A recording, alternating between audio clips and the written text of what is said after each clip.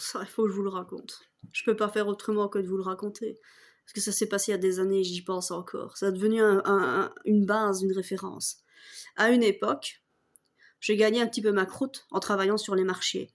Ok, je vendais des gaufres, tout le bazar, voilà, je travaillais sur les marchés. Et un jour, il y a eu un couple. Mais c'est genre un couple, c'est une caricature. Je pensais pas que ça existait vraiment. Hein. Je vois d'abord en fait, c'est d'abord l'homme que j'ai vu. Il m'a tellement marqué que j'ai pas vraiment retenu la femme.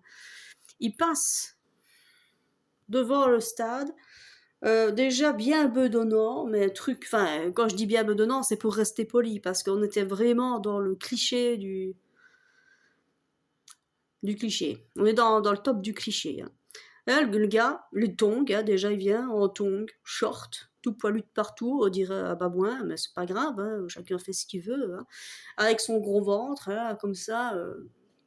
Et disons que non seulement on voyait les auréoles sur ses vêtements, mais qu'en plus tu les devinais ailleurs. Voilà, comme ça je vous dresse un peu un tableau. Hein.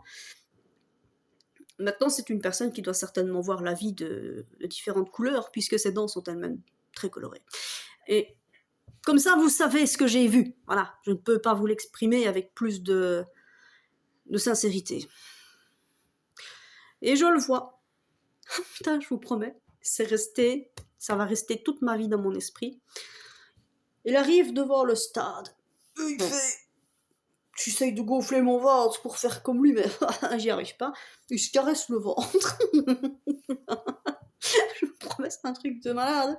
Il se tient comme on peut se tenir, un petit peu les jambes en avant et un petit peu arqué comme ça à l'arrière, comme si c'était son ventre qui le guidait. C'était un GPS intégré, quoi. C'était lui qui lui disait va par là, c'est le ventre qui décide.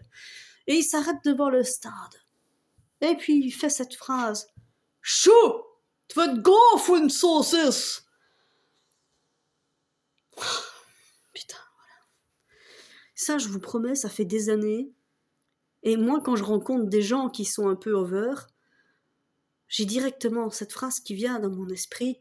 Chou, tu vas te gonfler une saucisse.